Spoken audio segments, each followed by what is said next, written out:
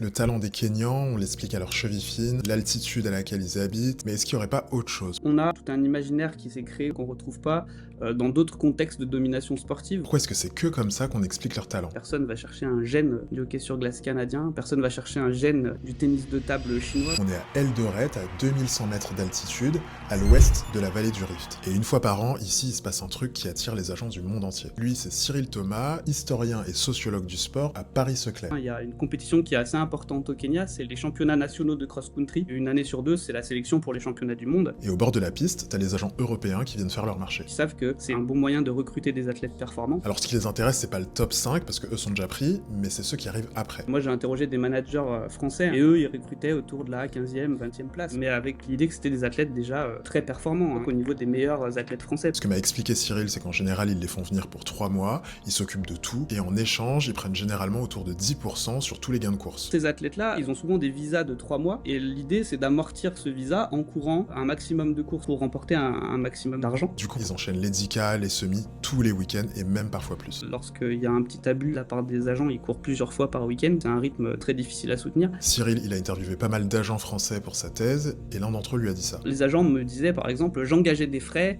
j'avais pas de retour sur investissement, donc au bout d'un moment j'étais obligé de dire à l'athlète, eh ben écoute, on arrête le séjour, il faut que tu rentres au Kenya sans avoir de ressources financières suffisantes. Ça c'est cruel quand même pour les athlètes. Tu rentres au pays avec genre une tendinite, mais sans ressources, bah ça devient très compliqué de s'en remettre. Soigner une blessure dans ces cas-là, quand la blessure est déjà bien ancrée, c'est compliqué quoi. Et ce système-là, Cyril, il lui a donné un nom. Alors l'idée de ma thèse, c'était de parler de ce processus post-colonial particulier parce que les deux pays n'ont pas de liens coloniaux au départ, mais pourtant dans les relations sportives qu'ils vont entretenir depuis les années 60, on va retrouver des schémas qui sont assez proches de ce que la France entretenait au niveau sportif avec les colonies d'Afrique francophone. Mais alors du coup, comment est-ce que ça s'appliquait à l'époque coloniale? Il y a évidemment toute la question de l'imaginaire, la façon de considérer ces athlètes-là. On la retrouve concernant les athlètes kenyans comme on l'a eu auparavant avec les athlètes des colonies françaises, par exemple en 1937. Suite au succès des athlètes noirs américains aux Jeux Olympiques de Berlin, il y a eu cette perspective de la Fédération Française d'Athlétisme de se dire nous aussi on a peut-être des ressources, des athlètes performants dans nos colonies. Et il y a eu une mission